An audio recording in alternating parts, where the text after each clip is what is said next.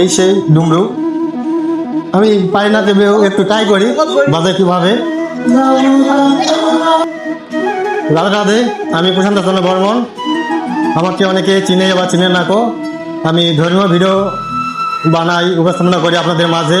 তো আপনাদের মাঝে দেখাবো যে ধর্মীয় অনেক জিনিসপত্র এখানে পাওয়া যায়।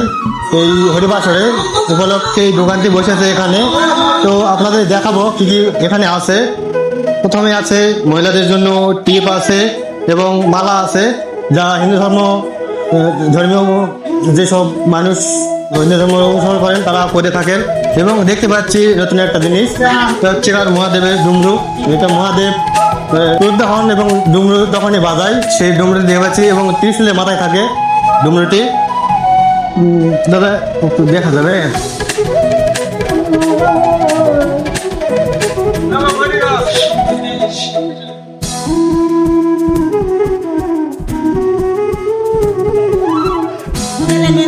এই সেই ডুমরু। আমি পারি না, তবে একটু ট্রাই করি বাজায় কিভাবে বাজাই। একটু এইভাবে বাজাই, আমাদের শব্দটা একটু শোনাই। এভাবে মহাদেব এভাবে ডুমরু বাজাই, সেটা আপনাদের দেখাচ্ছি এখন। এবং আরো প্রকার হিন্দু ধর্ম সরঞ্জাম পাওয়া যায় এখানে। কাছে রাধাকৃষ্ণর মূর্তি, বালগোপাল,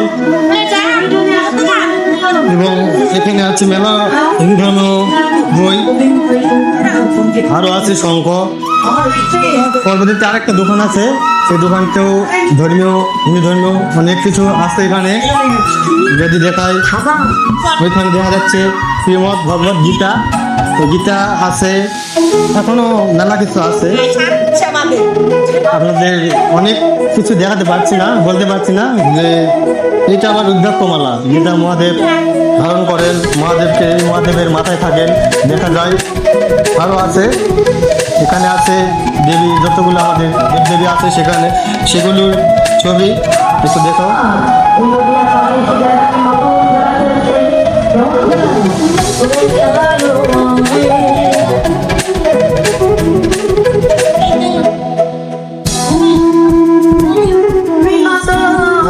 আমাদের দিদিমা বলতেছেন যে ওখানে একটা ফটো আছে, ফটোটা দেখাও। কি সুন্দর ফটো, রাধাকৃষ্ণের যুগলে।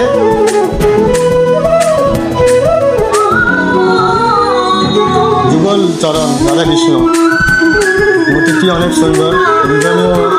যারা হিন্দু ধর্ম পালন করেন তারা জানেন এই ধর্মের কি মাহাত্ম্য আছে।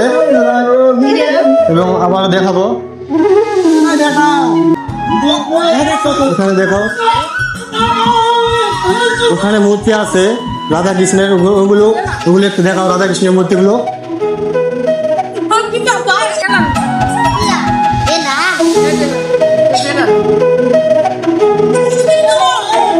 রাধাকৃষ্ণের মূর্তি আছে এবং মেলা প্রকার মূর্তি দেখতে পাচ্ছি। মহাদেবের শিবলিঙ্গ আছে।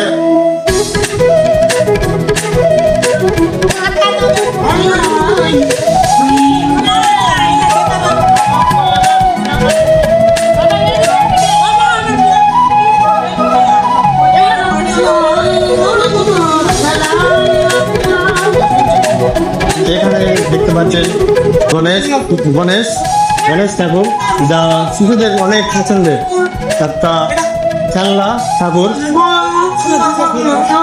আরো আছে ছোট ছোট মূর্তি, অনেক প্রকার।